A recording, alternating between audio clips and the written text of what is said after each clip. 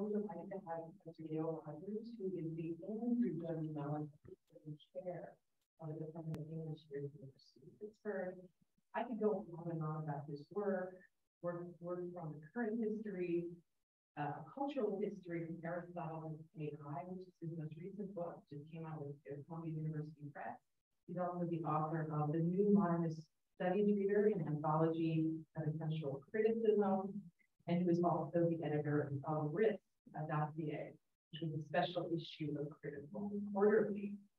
I don't want to get into all of your accolades because we might not be able to make it more talk today, but it's a real honor to have you as an affiliate of our center leading this discussion here today, leading this discussion series. I just want to say that one of the things we really value here at the Center for Government and Markets is diversity of inquiry, diversity of perspectives, diversity of disciplines, and finding a crossroads for these diverse approaches to seeing the world. And when we wear different lenses, we see things very different.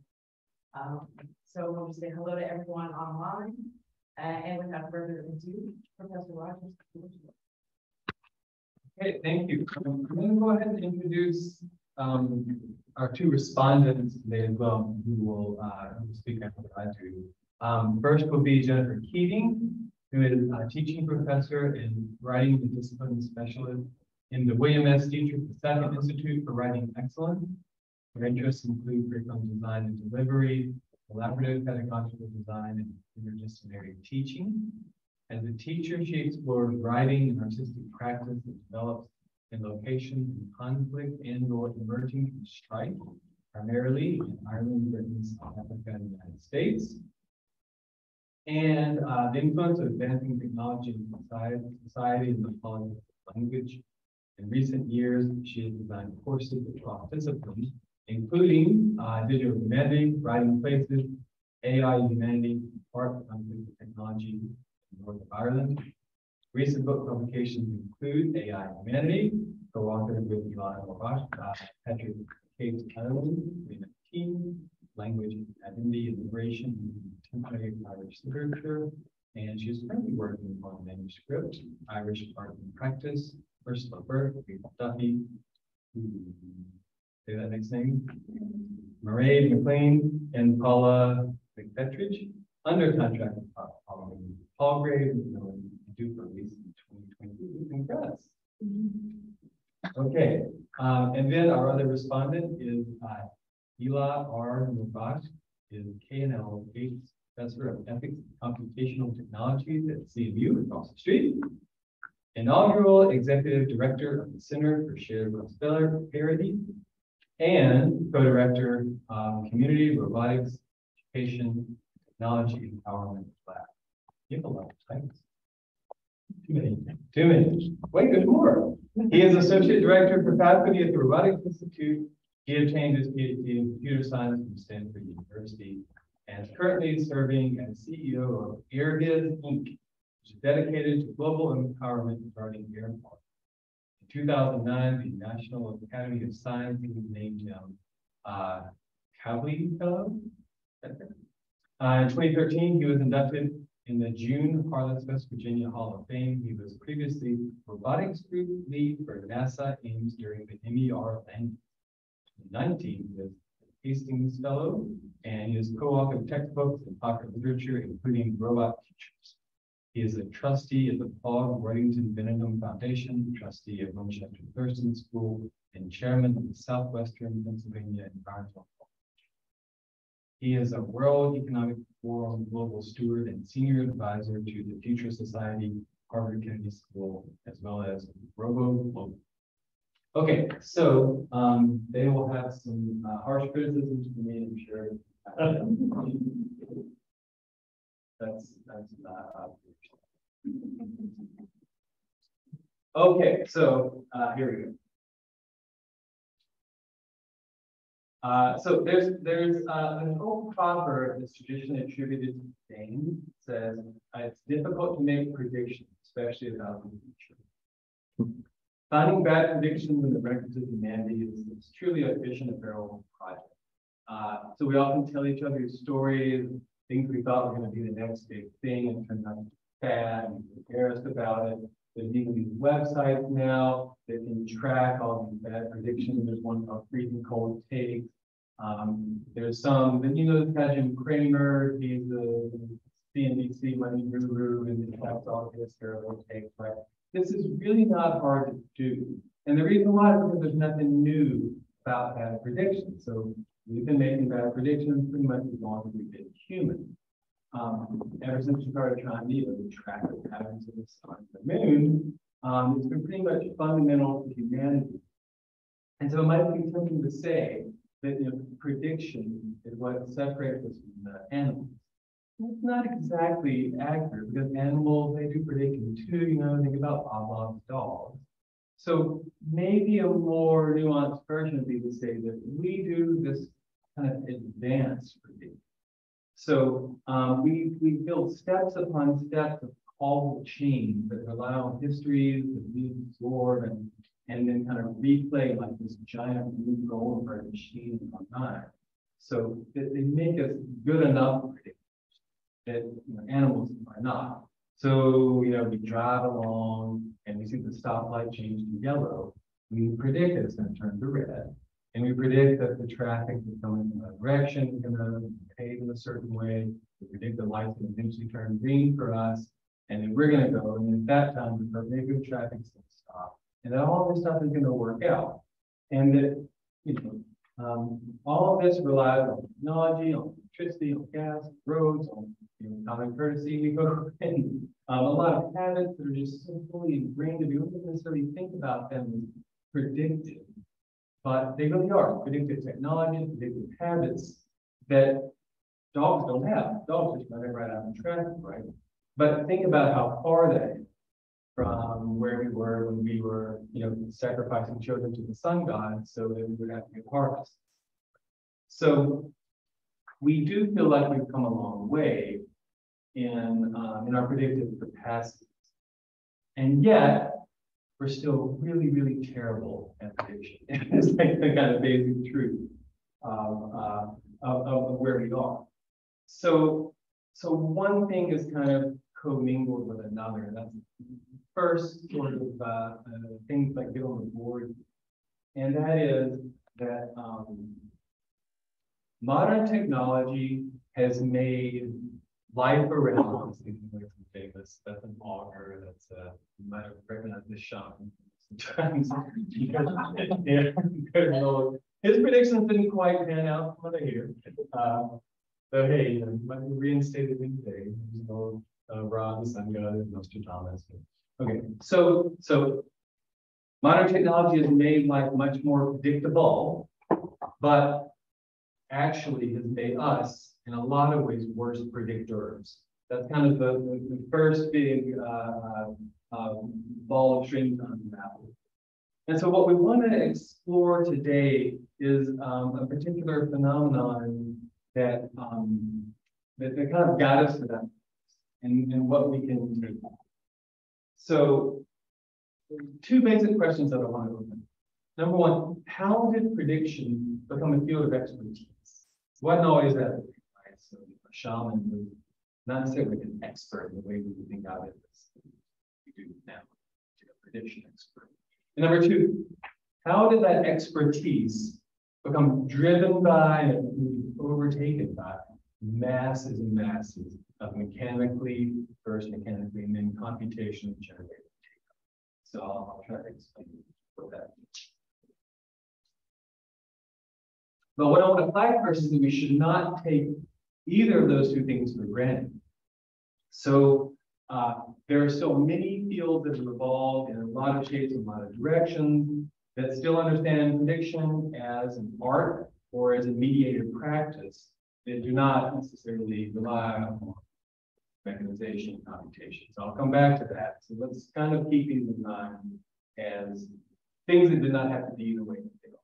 So I'll spend some time today with two signature examples who've been held up as like guru-type oracles, figures from the past and the present that help us understand how the master predictor went from this prophetic shaman-like figure to essentially what is now a computer in popular culture, and what this means for forecasting you think about it like the intersection of the modern humanity, the modern social science, which is kind of what I think this seminar series is about. And what I'll do today, we'll try to blend the historical and more applied genres in this all plan. Now, surely then, we think that we're better predictors than our ancestors. Right? We think that they were these silly old fools who would like cut open a sheep and hope that its entrails would tell them something about, how the fall harvest is, right? And we are, but it's also that we have a lower batting average. We do so much more predicting that probably on aggregate we are not necessarily that much better. And part of that's because we've become enamored with what we think technology and data can do for us. And so what we understand as evidence, what we understand and use in prediction is really the key question that we might want to step back and explore. So I won't really bore you with the whole linear history of how we got from dice and tarot cards to make predictions to algorithms, but the first really, really consequential thing that I think there's kind of a bit of meditation on here, the stock ticker. People seen these like in real life before? You know about the ticker tape parades, right? We know about the detritus that they produce. Like it's still used in popular culture, sports title, right? And so these come along in the late 1860s, 1867, and they absolutely revolutionized the way that essentially stock market gambling, speculation, brain teachers, etc., happened, because suddenly it can happen across distances in real time. And to be able to read, so this is the tape, this is one with the glass case taken off there, right? The tape that comes out, just kind of spits out like endlessly, right? And spits out the little quotes of what the current price of any stock is all day, all night. And you have to be able to read it. You got to be able to read and interpret what the little data needs, right? But it's all mechanically generated. You're not actually speaking to a human. You're not like it's not. This is pre-telephone, and you're not actually having face-to-face conversations at a brokerage house, but rather we have a machine that is generating some sorts of numerical symbols that's giving us information that you're going to base future events, right? And this was just seen as forecast of the future in ways in which markets would forever be reshaped. I'll give you, there are just like reams and reams of financial journalists from the 1870s and 1880s that cover this. And they speak about, it's usually men, usually the man of the house, because people are happy in their house, right? And the man of the house usually just sits there reading the tape, and they speak about him as if he's this new shaman. So here's an account from a novel, actually. The discovery of America is usually regarded as a rather important historical and commercial event. But to the new estate of man, it grows rich without the toil of invention of without toil. The invention of the stock ticker outshines the achievement of Columbus. This machine has an overmastering power for good or evil. It is the most gigantic engine that was ever created to serve the speculative purposes of man. Everyone recognized its future potency, its universality, and the volume of its voice before he had watched it for a fortnight. So they just thought this thing was an absolutely magical orb that you could just watch the tape come out and just see the future in some mystical way. And so, of course, they thought that it made you a better predictor. If you could read the tape, suddenly you had this vision of the future. And so this is actually also the exact same moment in history when the commonplace word to telegraph something meant to signal the future as well. And so you get these figures called tape readers, who are these men. It's always a man who can just look at the tape and say, "Oh wow, buy that stock, invest in that security." speculated left brain. And they were seen as, shamans of the new world. And so this operated at a vast distance. They were called Delphic oracles. They were called humbral interpreters, for which the ticker was a mouthpiece. They were called tape speculators. They were considered to have contributed to this new disease that broke out in America called speculitis that was everywhere, and everyone's kind of catching this fever. There were these brokerage houses. There were always bucket shops, which were the kind of illicit versions of. What's really happening here is just data worship, right? I mean, all these are just thoughts. There's nothing really mystical about it. And just simply to be able to interpret them, just to be able to read data with all this happening. And kind of the logical end of this would be the Claflin sisters. I don't know if these are very well-known figures at all, but these are the two fraudsters from Ohio who opened up the first female-owned brokerage on Wall Street in 1870. And so they were known as the bewitching brokers, and there's all this scandalous stuff written about them in 1870. They duped Cornelius Vanderbilt out of a whole bunch of money. They were absolute fraud. And they were animal magnetists. They claimed that they could, have to do magnetic healing powers. They claimed they were clairvoyant, fortune teller. People invested a ton of money in them. Absolute fortunes with them. And of course, this may shock you, their brokerage collapsed within about a year. And they had no idea what they were doing.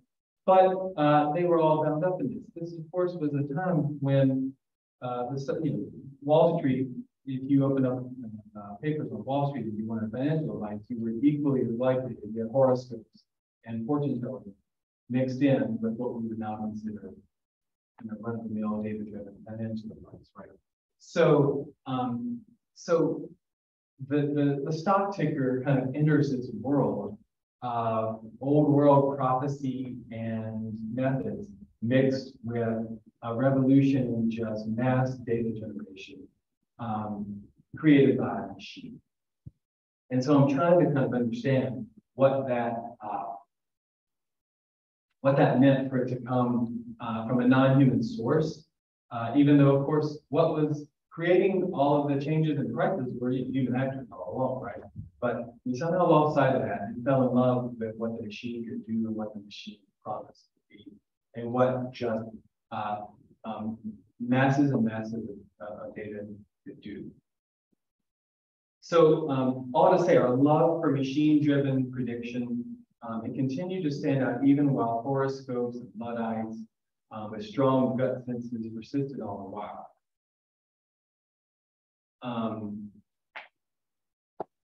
Now, if we just kind of fast forward to, this might seem like a totally abrupt shift, but if we fast forward to the present and take a computational example, and one driven by methods purporting to be at the cutting edge, data science, computer forecasting, and if not big data, certainly amounts of data beyond the processing capacity, like a typical what human minds typically do with them.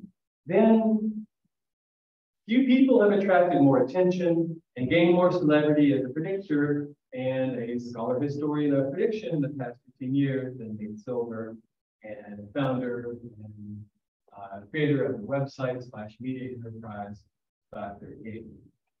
So he famously called all 50 states correctly in the 2012 presidential election. And so he attributes his success to methods of data science, computer-aided modeling, Bayesian inferences. And all of this, he claims, would displace the kind of old-fashioned punditry of Beltway insiders. And like, there's a lot to be said for that, right? And so 50 out of 50, amazing, right? Well, let's step back. So if you had simply done no homework at all, and you just said, 2012's election would go exactly the same as 2008, you would have gone 48 out of 50. Which is like not that bad, right? Minus, okay, and then also the Nebraska, right? So in essence, he called two flip states, which is also exactly what the polling averages said was likely. And by polling averages, I mean the real clear politics polling averages, which are simple, aggregated polling averages. No fancy formulas, no computational analysis, no enhanced statistics, just plain old polling averages. So one of them had Florida off by a hair, you can flip a coin.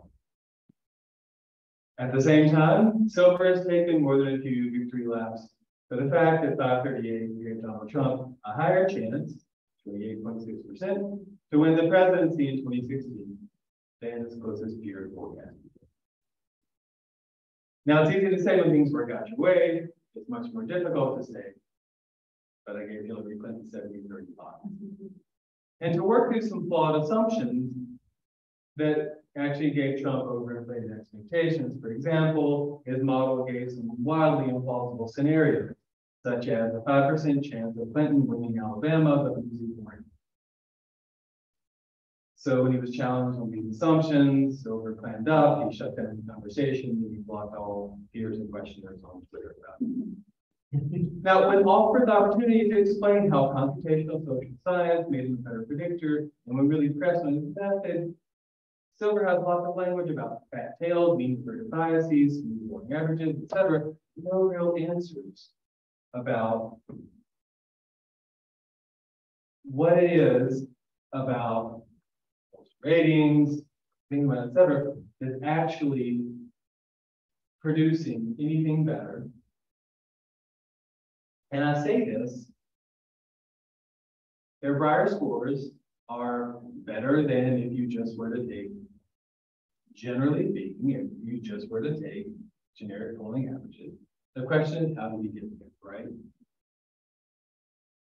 If you had simply done no homework, sorry.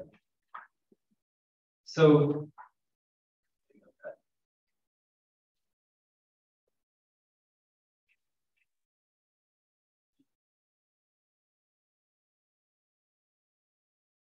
okay, yes.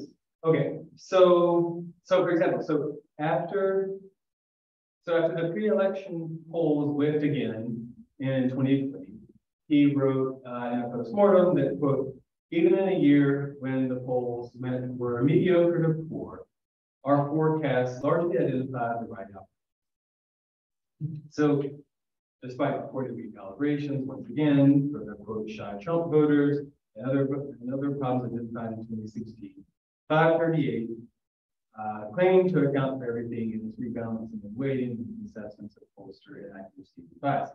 Okay, so he conveniently overlooks that the pollsters that he graded as A+ and A-level quality, such as New York Times, Siena, ABC, Washington Post, and performed considerably worse than the pollsters that are widely viewed as conservative partisan hacks, Chicago Group, Rasmussen reports, which ended up being far more accurate in 2020 polls, and incidentally, he is now upgraded to A-level in like his more recent. So, in other words, what's happened is he had to curb his own tests to account for the fact that his own tests were small, right? You can't have it both ways, right? Either your methods for grading are flawed, or you're not catching up to where the data are. So, to use his own terminology from his book, what does this tell us retrospectively about the predictive capacities of 538's modeling? Is this signal or is this noise? The best pollsters were the ones who used gimmicks and cheat codes. Remember, these were known problems. They were supposed to have been cleaned up between 2016 and 2020. So, so it's really, I'm not, it's the unwillingness to kind of admit defeat and regroup here that's more the issue, and the kind of constant regrading. and all the while the willingness to advertise himself as a master prognosticator, and than it is anything about any of these individual pollsters. So, okay, so you can even do this on an individual.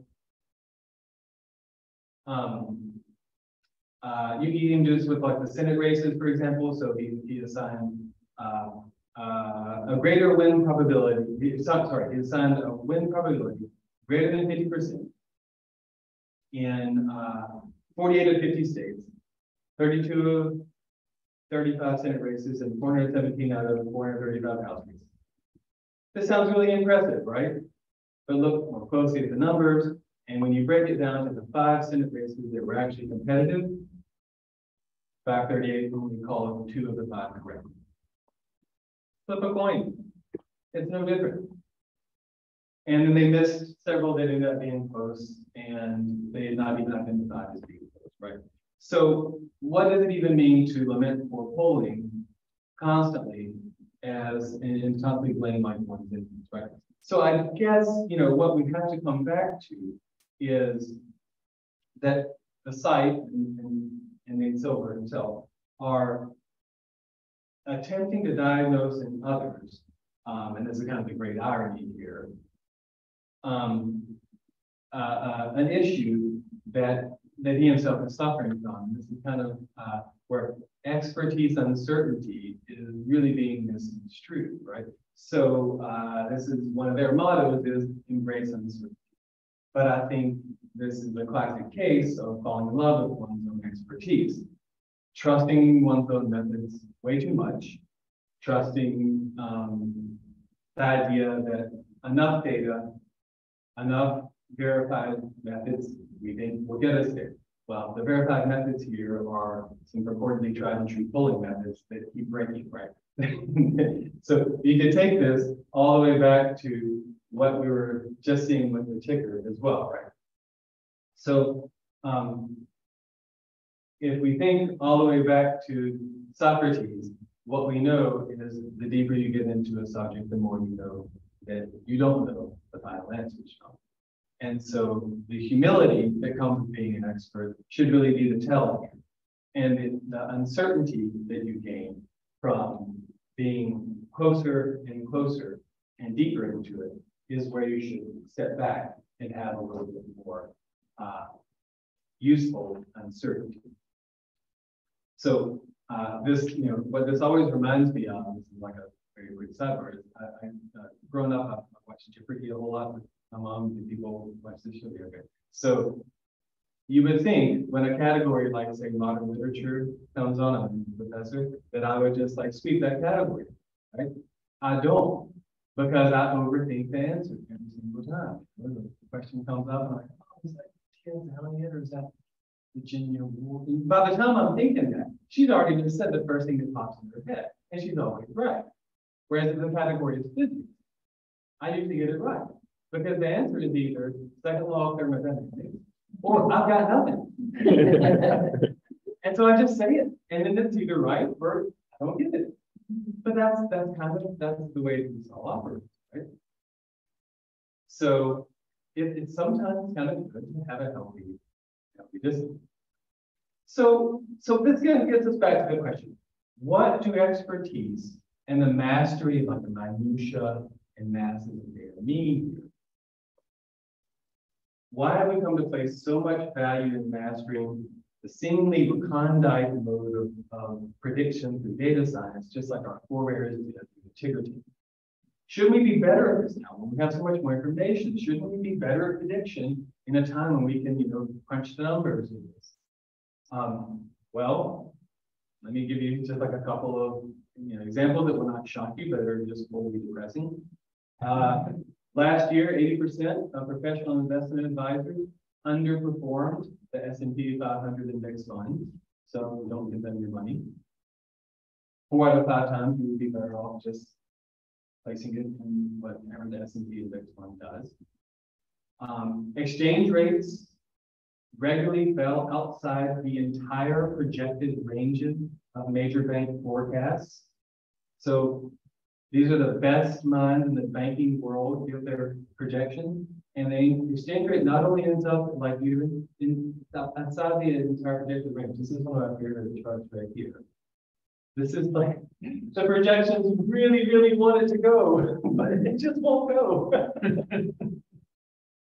It just won't. It won't. Reality won't cooperate with where expertise wants it to go. Despite the prevalence of analytics in modern sports, NFL coaches, presumably the best minds in the world to get hired for these jobs, average tenure 3.2 years. Which, if you think about a pro sports team, is not even enough time to. I mean, they're getting hired for the worst teams. Not even enough time to even affect change. We're all familiar with what happens when we let machines and algorithms do predictive work for us in the world of youth offenders. We have a talk in this very series coming up in December about that from Stevenson. The foremost scholar of prediction today, Philip Tetlock, has provided a good taxonomy of when we often go wrong on this, the types of biases often drawn from the world of statistics that are grounded in the way that we misread evidence and overreact to certain situations. And it's a lot, and it's too much to kind of go into today. And what's kind of unfortunate to my mind about a lot of this is that it comes down to a lot of platitudes. Like one of his is strike the right balance between inside and outside views. Okay, well, if it was like that simple, then we would just do it, right? Just like biases. You know, if we all could just correct our biases like that, do it, right? Well, it's never that simple. So why do we still trust this technology guide on prediction? Why is it now a prerequisite for having predictive expertise in any field that you master computational data? So, for example, if you were a sculptor, and I said to you, where do you think sculpture is going in the next 15 years? I would not expect you to have a mastery of computational data in sculpture to be able to answer that question. Whereas if it were a question about robotics, you would probably be expected to have a mastery of large computational data. Where did we get that? Where did we lean so far into that? So what I would say is that we need better tools we can live with and manipulate in our everyday worlds of prediction. This was one of the large misses of the more recent past. This was Washington's model for COVID that got with me. So that means, to my mind, recovering and reincorporating the craft and even the art of prediction, not the mystical, hierophantic, oracular qualities, but rather understanding what it means and how prediction, depending on the context and use, requires humanistic, contemplative, embodied thought. So there's another historical project to be explored in which we try to isolate a tipping point at which, say, mechanically and computationally generated data overtook prediction as a field or as a discipline. That's one thing we can explore. But for today, I'd like to try to put the question of, we know a lot about what prediction is not and about where it goes wrong. It's not about the number of degrees that one has, about the real world applications of it. We've seen, the kind of inverted bell curve of misinformation about COVID and COVID behaviors. It's much harder though to get into the good predictive habits and what makes them function. So what I'd like to suggest is a mode of using expertise, uncertainty, and understanding of the role of, say, modern data, more bland applied to it, in order to create a humbler and more limited and yet well-informed and practical disposition for prediction. So know that deeply read experts are not great predictors. So Philip Tetlock has a great book called Expert Political Judgment, shows how political scientists are like the worst predictors of political events. No, English professors are terrible at a lot of things. We also know that completely ignorant people are terrible predictors too. So we don't really want to ask them. where's the middle ground? What's the sort of right dosage of information habits and students? Well, we know that prediction improves when people are grouped with others from diverse backgrounds, disciplines, age groups, risk tolerances, etc. We can't recreate that in every life circumstance. You can't, go about assembling your own ideal advisory group for every decision you want to make in life. What can you do? So, I would say that there's a couple of guideposts we could kind of put forward. One would be to keep in mind that more data means more availability. This is kind of in the field of like decision science, the availability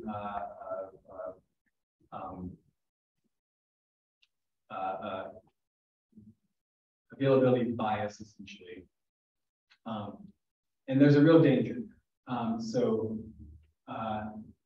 Restrain how we use data. Don't let it overwhelm us, and don't let it swamp us with something that just becomes data worship. And don't let us, we ask questions, but we don't need to ask every possible question. This is one thing that social media has probably ruined this. I'm not optimistic that we can pull that. Expert uncertainty is good. It's welcome. It helps demystify prediction. It helps demystify expertise. I think we should instead show how we learn as experts, how we use the questions that we ask and the ways that we stumble, rather than trying to project. I realize this is like a tough thing to do when you're at the CDC, right? And the public wants you to give firm answers, but I think it's better to be humble. I think we should ask what predictions aim to do and why, right? I think a lot of people go in search of predictions for the wrong reasons. And I think we need to constantly think about what level of confidence you need in order to proceed. I think we should consider the ethics and limits of predictions. That helps you put guardrails in place about how many inputs you actually need. And then my kind of little flag that I carry around is that research like an expert, but predict like a generalist. And that might feel dangerous to some people, but it's a good way of taking in a lot of knowledge, but not acting the way experts often act, which is foolish. If you read the New York Times constant surveys of epidemiologists during the first year and a half of COVID, they were some of the most foolish of anybody in the way that they behaved. And like that was documented. And they were not good guys in the way that they personally behaved. And so instead, make predictive behaviors the way a generalist would. So I will very, very quickly give you what one application of this might look like. And I drew this, so what would you possibly do on this, right? And so I drew this from some one real life experience that might appeal to one person. So what would it look like to build a prediction engine, right? Will a college-bound student enjoy a given school? So you would need to have sets of inputs and levers, right? Every variable is going to need to have a different weight, and you're going to have to let the subject manipulate those weights. And that's what's missing from a lot of predictions, but we can kind of talk about how and why that is. So you would have kind of static variables that you can gather from you see these college quizzes, like choose your match type college thing. You see what we're doing there. You would have personalized ones, and that's where you got to really know who the person is, what really matters to them, what you want to be close to them, you want to be far from them, et cetera, et cetera.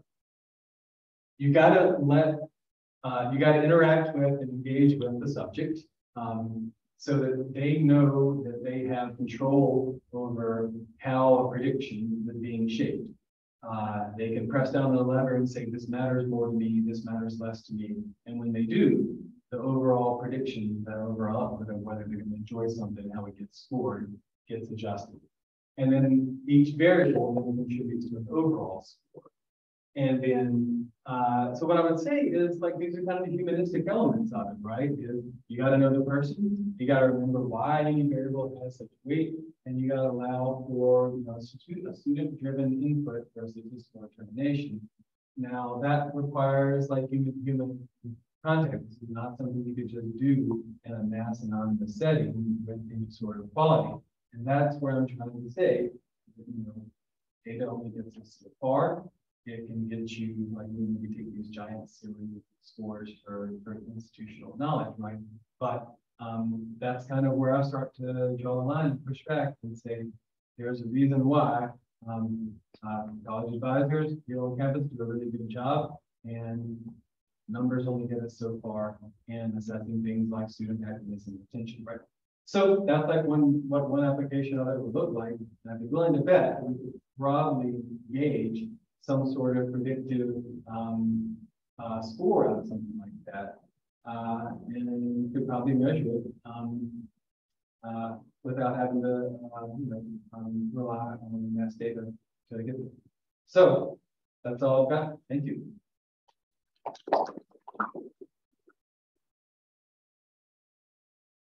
Hey, respond. Thanks so much. I think this is a really rich and thought-provoking talk. And I really appreciate the spirit of the conversation. And I'm curious to see how the evolution of this series continues to unfold through the course of the academic year. I think Gayle poses a lot of questions that I'm sure experts working in the field would have many choices in. But that said, in my response, I'm taking, I think, a complementary angle as another humanist coming at some of these questions from probably a very different background.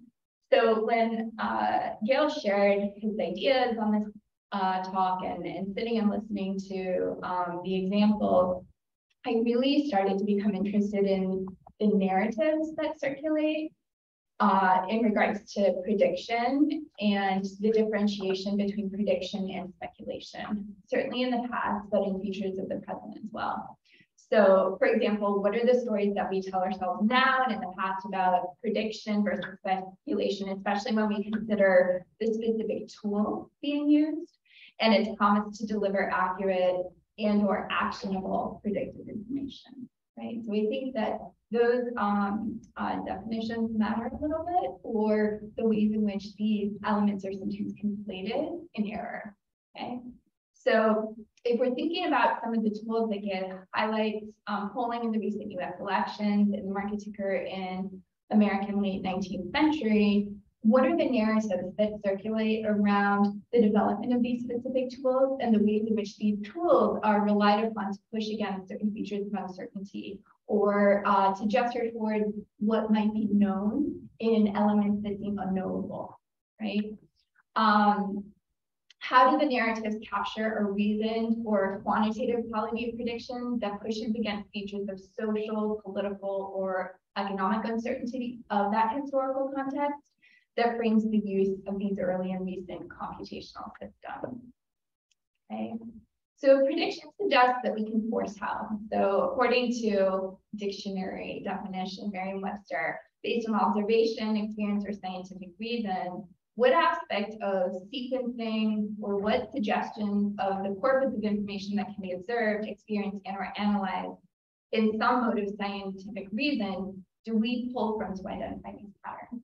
So on some level, I think the example that Gayle puts forward with the level of contentedness, for example, of the college student is attending to that notion of the corpus, right? What are the features of the data that then allow for us to consider the authority of the predictive qualities of that tool? One way to think about it. Or how might these patterns suggest a quote next step in a sequence that allows us to tell a story that we are predicting with any form of authority or precision? And I think that comes back to this concept of trust that I think is also really, really important. With the failures that Gayle highlights, I think it's useful to consider where we have success in identifying patterns that are indeed predictable. Okay, where are these tools actually successful? how can we use these examples as instructive examples to decide the efficacy of using quantitative predictive tools versus other areas where deference to such tools and their messy and imprecise prediction can actually cause harm? Okay. Should we hazard against these wild scenarios where such patterning is not reasonable, not feasible, or brings us into arenas where the prediction is actually just speculation, right? And what about that notion of speculation? What is that?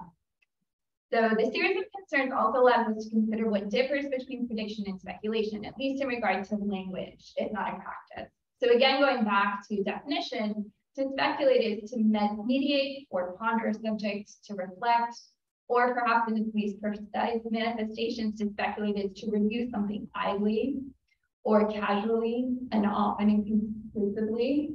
So like, let's make sure that that's not the attribute associated with the humanists. Or to assume a business risk in hope of gain, which I think is playing along with that notion of clairvoyance associated with future reading the ticker, right? These definitions certainly push against the reason qualities that are used to define prediction or to move towards those qualities that are associated with expertise that Gayle delineates. But as Gayle has adeptly explored in his work, how different are the results between features of speculation and prediction? What happens when the authority or the consequential decision-making that we relinquish to predictive algorithms, think something like predictive policing, has irreparable or irreversible consequences for an individual or for a community? And I suppose I'm really interested in exploring how we might slide between prediction and speculation when we're in moments of acute political or economic uncertainty, especially if we can consider how we narrate these moments and our want for order in the midst of perceived chaos, right? This love affair that we've had with the STEM disciplines as a way to somehow quieten the chaos that we engage in human decision-making, for example, is one way that we can really start to think about how to sober those notions of emotional ties and think about the ways in which we can start to perhaps lay down some avenues that allow us to really think about where these predictive tools can indeed uphold the reverence that we offer them. So a couple questions. Do we over-rely on the storied potential of these predictive tools? It seems like Gayle is suggesting yes. When we crave reason or predictability in situations that are not rule-bound, right? Economic booms and busts surrounding the adoption of the ticker are not quite as predictable, perhaps as features of NFL and speculation or predictive qualities in terms of those statistics. There's outliers, of course, but when we're working with parameters that are rule-bound, how do those rule bounds allow us to really think about the authority that these predictive tools might be able to suggest? And again, coming back to this notion of trust, how can we identify key areas where the predictive tools that we rely upon are vetted well enough that we know that they are indeed useful, and where they are simply playing up magical thinking that can cause disastrous results, right? Really starting to think about not just humility or the sensibilities in terms of our relationships to these tools, but really taking a cold look at where they seem to actually offer some type of authoritative identification of patterns and result of being able to predict what comes next in that pattern, rather than this notion of performing as well as the prospect.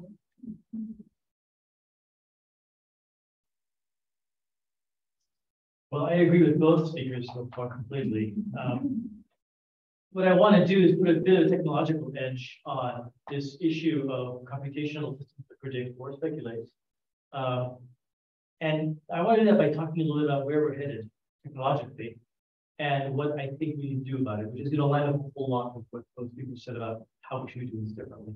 But let me talk about where we're headed first. And I was trying to think of a really good first law, and you're going to mention the second law of thermodynamics. So here is my first law of computational imperfection.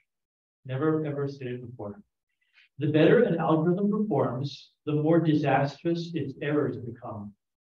This is actually really important and very, very scary. And I honestly believe this. Here's the situation we have.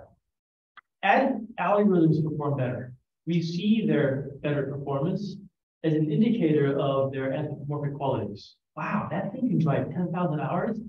It's like me or my daughter. It's a good driver. Or that thing's actually been managed to diagnose what is a cancerous tumor with benign tumor in the breast X-rays. Wow, it's as good as my radiologist. By the way, the radiologist example, it turned out it was accidentally reading the small pink mark on the side of the X-ray with the actual correct mark. So it was reading ground truth. So, oops. So fundamentally, what happens to us as human beings is the system performs better, and we decide that means it is behaving the way we do. It is similar to us. The distance between us and this computational system has closed. It's like us. Nothing could be further from the truth. It's an alien species. It doesn't work like us. It has neural net. We have no idea what the black box is doing inside of it. And as a result, when it has an error, the error severity is absurdly, profoundly bad compared to what humans do. So I can teach my daughter to drive, and she can drive. How many times in her life does she mistake a stop sign? Red, stop sign, octagon, for let's say a 45-mile-per-hour speed limit sign? Never. And I gained that confidence because she's like me.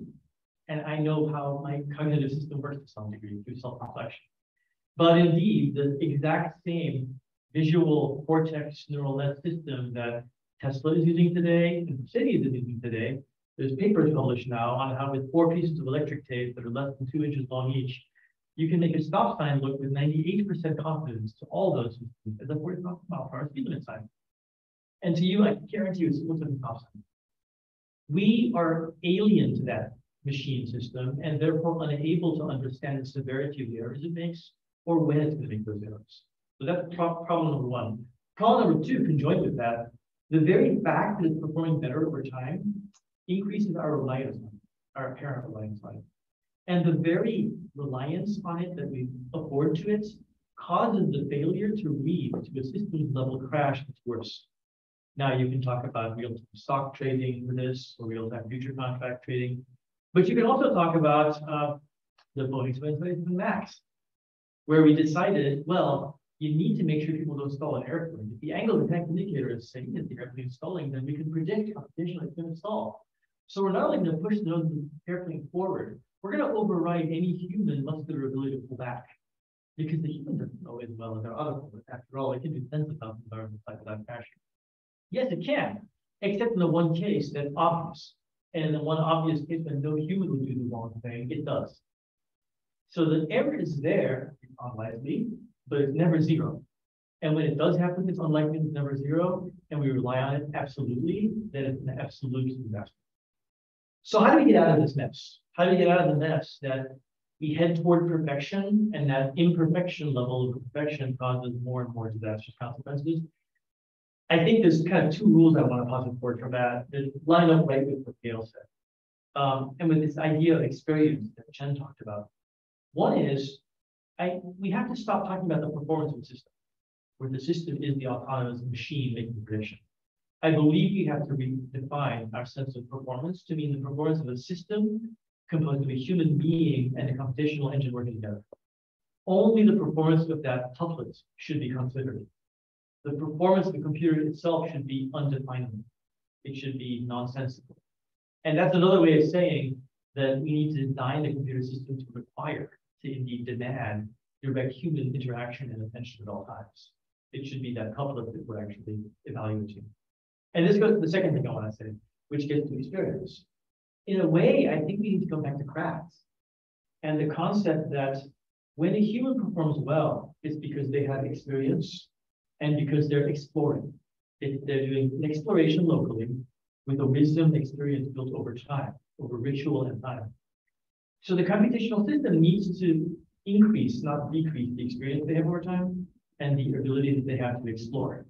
That means that for a doctor, a diagnostic system that gives them the answer is a disaster because it decreases their ability to explore the possible conditions.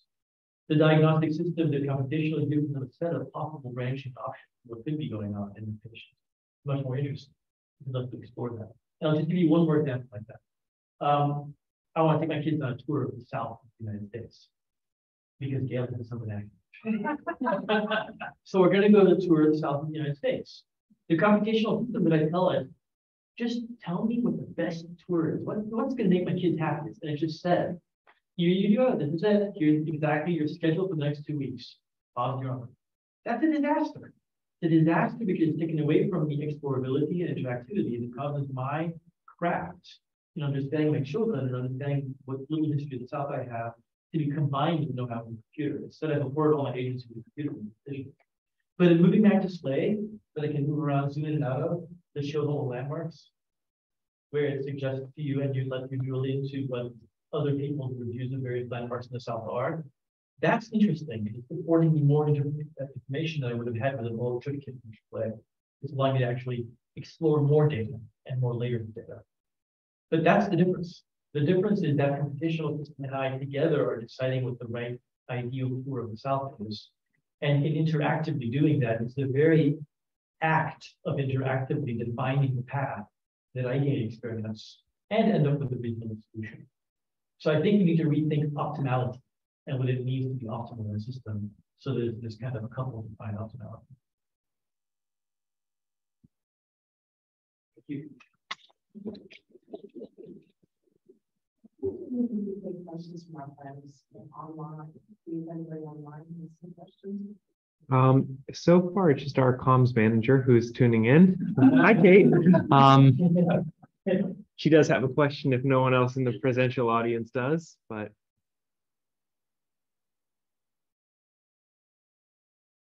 So, as a social scientist, there was I consider myself working for, right? I did a master's degree in economics.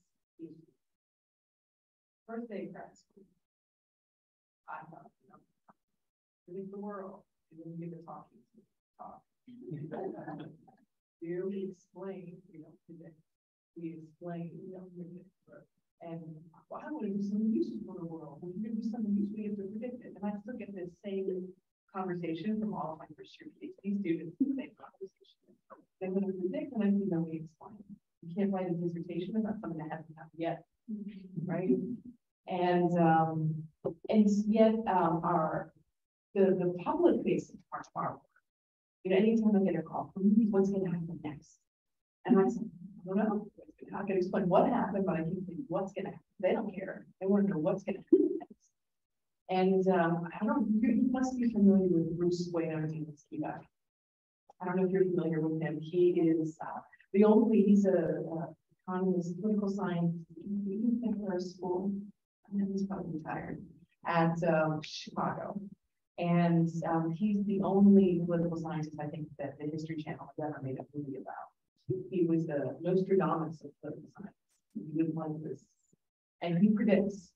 And yet, you know, it's fascinating to spend time discussing this because the decision scientists have one perspective, social science is very much explanatory rather than predictive. Yet it seems like so much of the value of our work and so many of the examples that you cited, everybody knows Nate Silver, but like what Nate Silver does is completely against the grain of how we're trained and how we're talking about things. I'm wondering if you could, my question is how do we reconcile this, right? Because of the public value that's made on expertise is about prediction, but actually that's not I don't think that's our craft at all. I agree, right? I don't think, right, I don't think PhD programs should be trained to be political science predictors. I do think what you get media calls about and what Back38 has become small media peeved about, and there's other sites that are like that as well.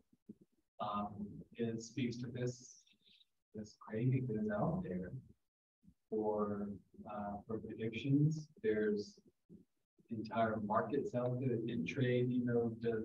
There's also you can bet predictions now. You can bet on who's gonna on the outcome of the Russia-Ukraine war. And you can place bets on what territory X country is going to control. You can place bets on who's going to win, who's going to be Chancellor of Germany in 2024. I mean, you can. So there's as much it's just an impulse as much as there's an impulse. I mean, it's just a nonstop. So I think, you know, Nate Silver, who's also a poker player, has tapped into this accurately tapped into what you've seen is just this very strong impulse to human impulse to what's happening in the future. And sure, elections seem to be what I'd like to see, what I'm trying to lay out here is like, how can it be done a little bit more responsibly? Like, what can we, I mean, very little political science, but I'm an academic, like, what can we as academics offer that's a little bit more responsible than probably what's being put out there? Look, broadly speaking, tarot cards are way more popular than the MSR. So are casinos. So that's just like very true. But I do think there are ways that we can use our expertise in more publicly engaged and responsible ways that I think, right, like the CDC's failures are just one of the most recent examples. I think mixed messaging, more portrayal of public expertise. You know, there are ways to do this better. I'm not saying I could have done it better, but there are demonstrably ways to do this better. And so that's why I think being honest and humble about the fact that experts are as uncertain as the first physicists that you ever see on what is it, Nourbakhsh, one of those shows on PBS, whatever, said we don't know anything about what happens in black holes. Yeah, that's like what they say. They don't say, I'm certain that, you know, I know exactly what happens inside of black holes. So that's kind of the approach we have to have. Yeah, I think it's a really useful example also of an opportunity to amplify what the expertise actually is, right? So if the expertise is training, for example, or practice and method on explanation of political circumstance in a particular moment in time, and perhaps even discerning patterns from that in order to gain insights from that context, amplifying that and pushing against the demand for prediction in arenas where that isn't expertise and opinion, and articulating that as such is a way to, I think, start to shift that notion of responsibility, so that the doubling down on where prediction might be feasible because the patterns are discernible, rather than suggesting that opinion, even informed expert opinion, is anything other than that, is a way to, I think, start to espouse these sensibilities and also suggest the prospect of predictive tools in other arenas actually moving into prediction rather than, it seems to me, a form of speculation. I think this is exactly right. And there's a fun example that I always draw upon for this explain versus predict dichotomy, which is climate scientists. I've worked with them for 20 years now. There was, first of all, those climate scientists were very careful to hold these for years. And of course, we're in a climate emergency now, that's permanently part of the human state of being now. And so they're always being put on tap to predict. And I've seen this push them both in academic settings, scholarly settings, but even in world congresses, on how they deal with it, how they respond to having to predict. And I think they've done a really smart thing, which is they predict, but they don't predict one future. What they always do, the best climate scientists I know now, is they predict multiple futures. And they explain the conditions that discriminate for us which of these possible futures is likely or less likely to happen. And they always do this. It's really neat rule. Like, I'm not going to tell you how high this hill is going to be in 2040. I'm going to tell you 3 possible heights that the field will be at, and what is going to contribute most to which of those 3 we end up with as humanity. And it's like the exact opposite of what HME did during the COVID crisis, where in health metrics, I remember that it was very mad on my family. They published a statistic on the New York Times website that said, next month, IHME says we'll have 34,322 deaths. It's like, you gotta be kidding. And 22? I mean, insane. How can you predict the number of deaths in the US next month? And how can you do it with that many digits? It's just idiocy. You're just setting yourself up for everyone to assume you have some incredible crystal ball to hospitals. So the climate scientists have perfectly avoided that. I think, no, we're not going to do what's going to happen. We're going to give you a range and you, so you understand what the levers are.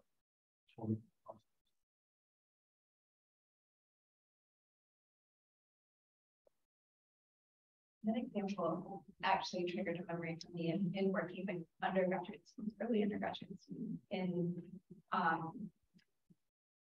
setting up like quadrants to think about elements of featuring, and really having to enumerate the examples of levers and pressures that include these notions. And I think in the classroom, that's a space where the reliance or the enamored relationship we have with prediction can be shifted to this notion of analyses, right? And identifying the influence of variables and coming to name this variable rather than this kind of distraction with the value of prediction.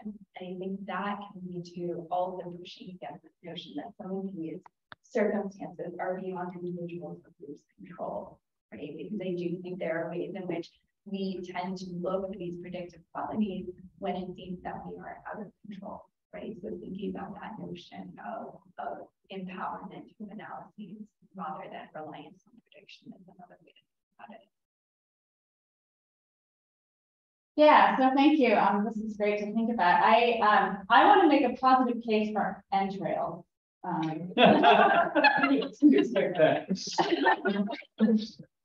basis of some of the things that you all have said, which is that there is a kind of expertise and almost feel what you're saying is like a kind of a gut feeling, or that there's like a generalist part, which like, I know you're not intending that kind of, or like reading the tea leaves, right? That like somebody who is doing that kind of prediction is, I mean, clearly, right? Not just saying, here's what the entrails say, here is the data, this is it, right? But that's somebody who's like intimately connected to a community and responding to those things. So like, that's the person who knows where the daughter is going to go to school and, knows the community, right? And so like the data is the, the kind of, excuse or whatever to say the thing that is responsive to that community. And I think that, I mean, related to that is, Gayle, when you're saying like the second law of thermodynamics is also like the Heisenberg uncertainty principle, right? So like, if you measure something, then, the act of measuring it changes it. And so I think, Ilya, when you're saying like that, you have to, like these computational systems, one of the problems is if you put a computational system in a fully computational model system, you can get predictions 100% right all the time. If you put it in a human system where there's trolls who will put pieces of tape on a stop sign in order to trick a Tesla, which like 100%, some human is going to do that, then like that's when that system is not predictable, right? So like it's the interaction between the technologies and the human systems. And I think what I hear you all kind of arguing, and Jen, you said something about like the sobering of technology, to tamp down the emotions or something, right? But like I think what you're saying is like the emotions are part of the point. They are, yeah. And I think what you're pointing to also is consistent on understanding experience as a set of data, and understanding the wisdom that can come from discerning patterns of experiences, but also something that we didn't talk a lot about are the ways in which these predictive qualities, to your point, shape what happens thereafter, right? And what that means is that the environment in which these tools are being used is being directly affected and shifting, right? Like these constant shifting sands. And so perhaps elements of experience rather than whatever the corpus of data was initially, and this notion of the couplet, right? Really thinking about the ways in which these predictor tools are completely understood and adopted as tools, not always deferring to them, is another way to think about that relationship and the ways in which these are interconnected and interrelated qualities, right? We you know, if we could exist in rule-bound existence, one, would we want to, and two, what would the rules be and who gets to make them, right? So on some level, that yearning for prediction, I think, is something that is common, but it's not necessarily exactly what we're looking for either, right? Because as soon as that prediction becomes something that seems irreversible, then suddenly we're reacting to that instead, right? And I think it gets incredibly slippery. So, you know, as you were telling the story about what to take your kids on a road trip in the South, I mean, we've all had this, right, where you want to go somewhere and you just Google like top things to do in whatever area, right? And then you think, like, as you were saying that, I was like, oh, that sounds like that'd be a fun thing to do, not in the South. I want to go somewhere, right? And then I'm like, do they know that about right? I mean, like their community embeddedness is exactly the kind of so there's always going to be sort of two poles to this. There's the deeply humanistic and we want to just stereotype the deeply pre-modern humanistic, and then we want to like say there's sort of a purely abstract data the things that the only machine can answer, right? And so, of course, I think that somewhere in the middle, there are good answers that say, in this example, if we wanted to, you know, how was this solved before computers? They relied only on advisors, and that's a lot to ask an advisor to try to keep every student everywhere happy and all the time. And like at Ohio State, that's got to be really tough. There's, you know, right up here, right? And so why not give them some data to kind of help with that? And now they can use analytics to identify which students might be at risk for dropping out or whatever. And so I think there is always a place to kind of bring the two. The question is where. And so, I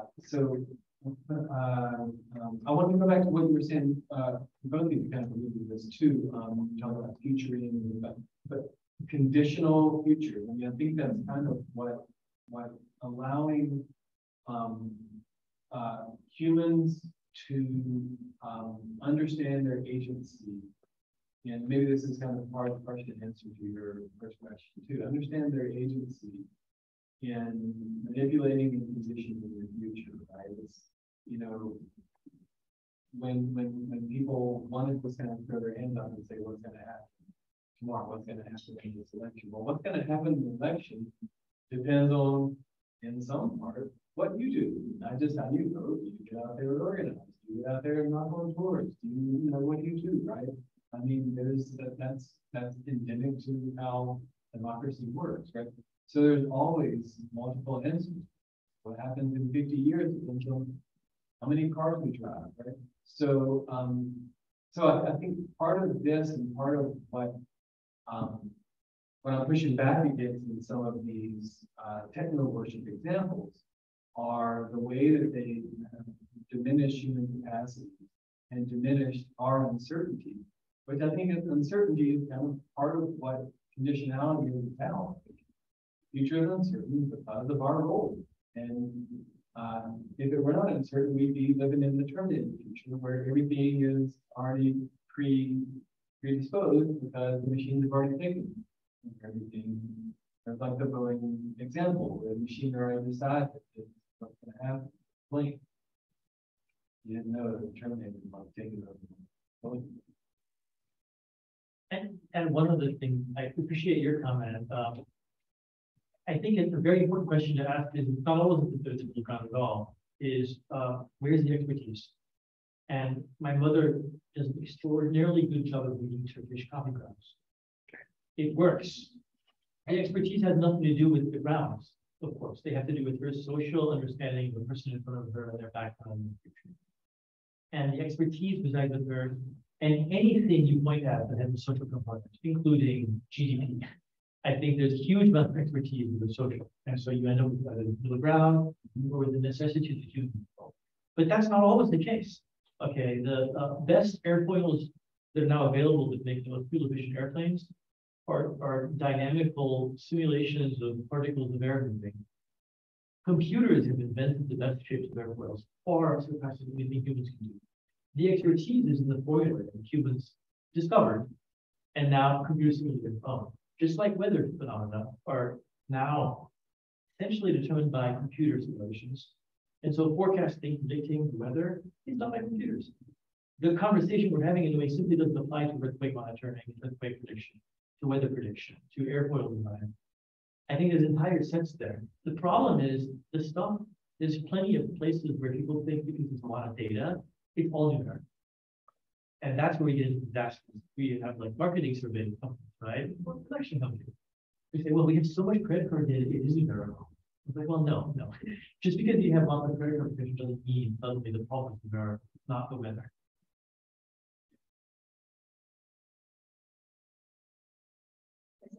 This is very interesting presentation. So, Professor Nourbakhsh just mentioned several examples on the one kind of cluster or problem you said. So, examples such as the auto driving, detecting the tumor. So, I think in this kind of cases, it's like there is already a correct answer. So whether there's a tumor or whether this is a stop sign or not. So it's like there is a correct answer and it's like written, it's written on paper and we coded it. And after we make a prediction, you can just take this paper out and see what is the correct. But there are also predictions that may publicly would evolving with the near future that they predict. So we know, so for example, in the exchange markets, we know that the predictions can like self-fulfilling based on the behavior of the traders, right? And this is also true in the maybe elections. And also there are a lot of criticizing on the, the algorithms that generates the anchor rule because they make people, they feed people with information that they think the algorithms think they're interested with. So my question would be, so first, what do you think about this kind of disaster that are based on the self-fulfilling of the predictions? And the second, if that's possible that our predicting process that's taken into this kind of self-fulfilling process into consideration so we can improve our prediction. I'll be very quick. The problem is to take the uncertainty principle into effect. Computational theory says it's basically impossible because you don't know how many levels up to go. The answer is you need what it's called in the Isaac Asimov's trilogy about the future, where you have these psychofuturists. They predict the future because they are able to computationally, mathematically write down social behavior. Then they can take social behavior into account and know how their own prediction will change social behavior.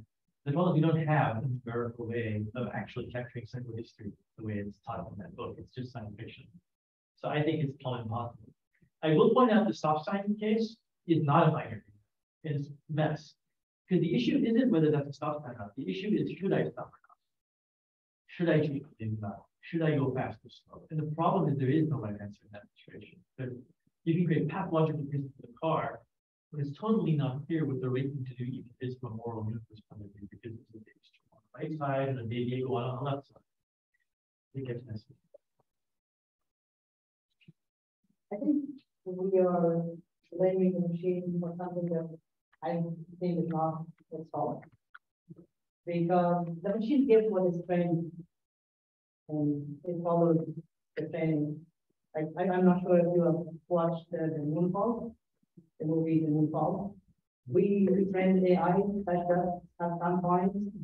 They display the moon as an AI product. And at some point in time, it turned against humanity and starts shooting at us. But that was how the moon was trained. And that depends on how we build our assumptions. When you say you give the example of 4 options or 5 options for your kids for a tour in the South, is it the option are those options based on this one single assumption or different assumptions? If it is based on different assumptions, then we are talking about different scenarios, and then that brings us back to getting our assumptions as opposed to getting the outcome. But can we ever get all these assumptions right? Is that possible? I mean, that's up to us to work on. It's not machine fault. It gives us one. That's what my technological friends say. So what my technical friends say is, don't worry. The black box that I can't explain how it works, it just made a really dumb error. It'll get better. And they'll work on it longer, and they have faith, just like faith in a religion. They have faith that over time, the errors will diminish and it'll perform in a way that it's impossible to discriminate in human beings. And they're willing to say that that's the case for all kinds of activities in the world. It's actually a fun novel based on some of these 2 lines of inquiry that I think are really rich, right? It really pushing this notion, but Richard Howard's Plowing the Dark offers a set of characters who are working with their own set of very complex political, social, emotional questions that they're attempting to explore or like interrogate through programming. Right? And so it's just this really artful novel that allows you to work through the ways in which the specific characters are attempting to mimic the difficulties and push against the outcomes that they want to optimize through their own design and programming with these 2 rather complex parallel plot lines through the novel. But I highly recommend it because of this notion of can we just figure out the variables in a sophisticated enough form that we can open the piece of paper and find the answer. And the novel suggests no, because of this fallibility associated with the complexity of being human, right? And even if we could replicate or unfold the paper to give us exactly what we had predicted that we wanted, in that journey, we might change what we wanted to begin with anyway, right? But it's a pretty artful, it's a long slog of a novel on some level, but it's very useful, I think, to play with some of these notions. And also, I think the optimism or the wish to somehow commandeer and design and engineer these things so that perhaps they're less painful. Maybe that's part of what we're pushing against with these notions of uncertainty as well, as that uncertainty causes such vulnerability and harm sometimes too.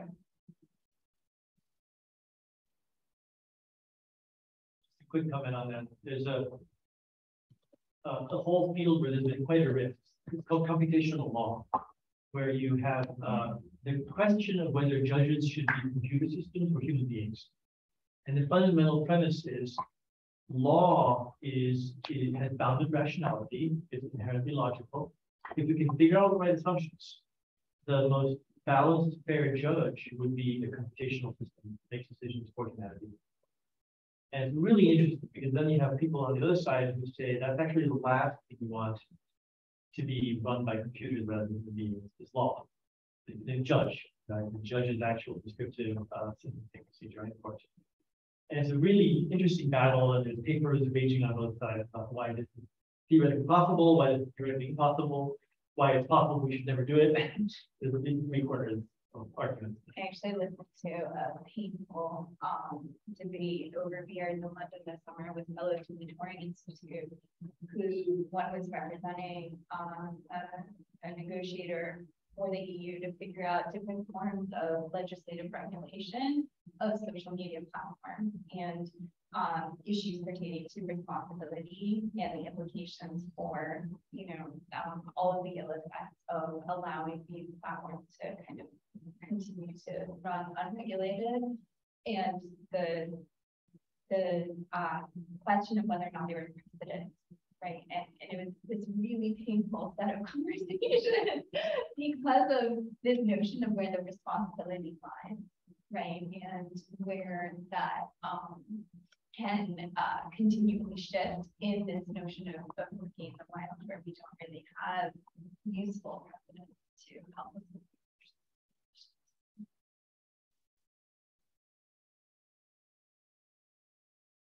Say that I've actually heard this. And it was picked up by some folks working on Ukraine. There's a big discussion about prediction of what's going to happen, and an expert on Ukraine, I don't know, said, we should be really wary of prediction. And then someone said, you need to read this thread. So I'll show you about this. Your question. Yes. Well, I mean, this is so, like you were saying about self-fulfilling prophecies and predictions too. I mean, this is where that's like a classic case where part of what makes us bad predictors is investments in what we're doing.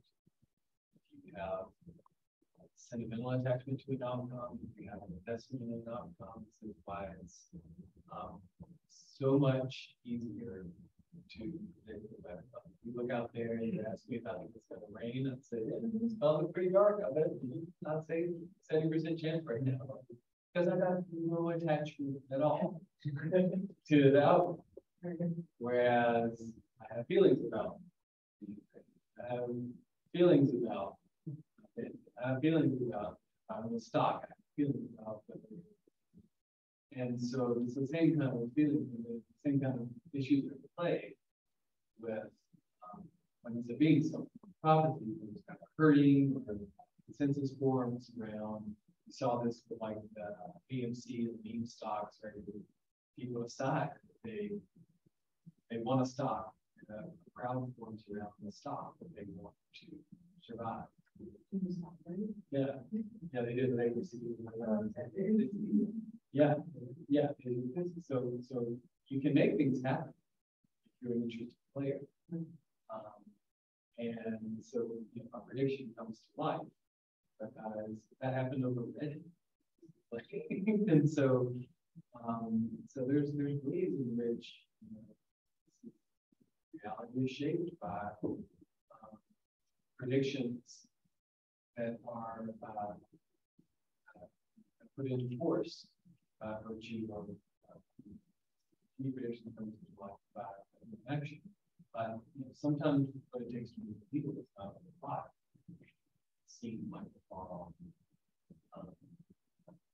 speculation at first, but in reality, it doesn't take that much to make it into fulfillment of prophecy, and they're going to have this sort of it's like award season, right? Where once a movie or a book or whatever, but he's won award one, he's won that one, and probably a pretty great movie, so it's probably going to win another. Just kind of reaction. That's how prophecy works. It's interesting also to think about the consequences and prophecies are positioned with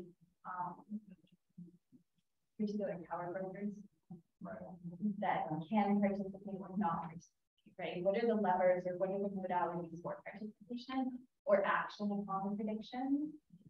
So if you're thinking about things like mortgage approval, right? Where we're being a specific algorithm and there are certain features within that algorithm that are looking for potential red flags that are supposed predictors. What you have also are the biases associated with the legacies of redlining, depending on where that thing is located, or if we develop that algorithm.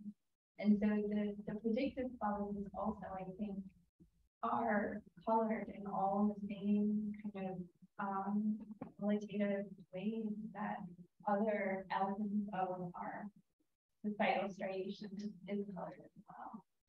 Another aspect of this that gets really interesting, I think, is when you have explicit intent to bend the future through prediction, so-called prediction. And we call it manipulation. Yeah. And a really good example is redlining. We're studying about 1944. So the explicit FHA authority was to predict which areas of town are going to be worth less money per ton. And by so denoting this, they manipulated the markets in such a way to make it so, and in fact reduced mortgage lending in those places purposefully. But it was a consultation with realtors, right? So that it was not level of guidance that actually went to something. It was purposeful and racist, and it's kind of amazing to think that you can have prediction go to the level of explicit manipulation. A recent example. So the policy goal in Washington was to take the Trump test in 2021. So there were Brown Corporation, other think tanks predicting what would happen after the as some of them get okay. After 3 years, the country will fall into that. And then after 15 days, they will not take it. No, in 1960s. And then it was updated in 3 months. And so everyone was wrong. 6 minutes. Yes. Yeah. Yes. As a matter of fact, political experts, sharp. Because terrorism is sort of the smallest, right? And so the terrorism experts always treated more terrorists, but the point you're making again, I deal with, the protocol that we work on, there's so many terrorists. Terrorism experts will have to predict more terrorism. I never see any of them predict less. So this is a known bias. Right. So if you ask dermatologists to look at a mole that looks a little bit funky and say, do you think this might be cancer? Versus that you ask your general practitioner. The general practitioner would say no. 95 out of 100 would say no. And a dermatologist, oh my God, I get a biopsy right now. Well, that's their job. So this is where expert bias, classic case where expertise leads to an overinvestment. So terrorists call for, not call for, they predict more terrorists. Meteorologists predict more terrorists. This is kind of, so epidemiologists over-predicted the spread and mass death from COVID far and away, and held to protocols that they themselves said were far away unnecessary and anti-scientific, even against their own advice. So this is kind of what having your head in the sand expert can do to you. So this is a classic case where I think explain rather than predict comes in very handy. Right? You imagine yourself having to explain the thing that we all have to do at some point. And you go back home and you have to explain what you're doing in your graduate program or what you're doing in your profession to non-academics, and you have to explain it in non-academic terms, not when you're at a conference and hey, what are you working on, right? It's good, and that's kind of the nature of where I think you probably at a better level of operating when it comes to the consequential decision.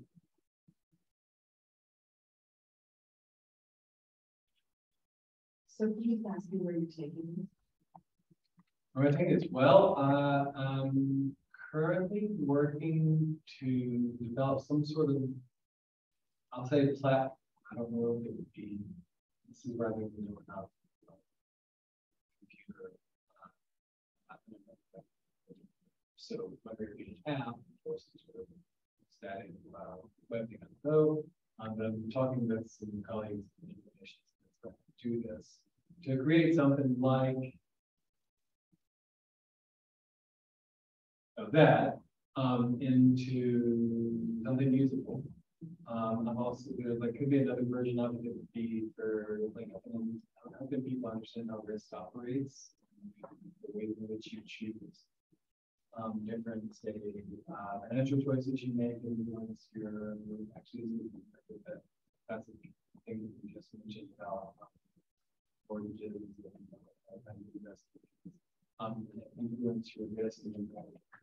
So think about a couple of different applications of it. The goal is to give people better transparency about how prediction operates in daily life. How they can become better predictors and more organic. There are ways you can train yourself to become a good sign up for it, and you can learn some ways to use like basic inputs and Nourbakhsh scores.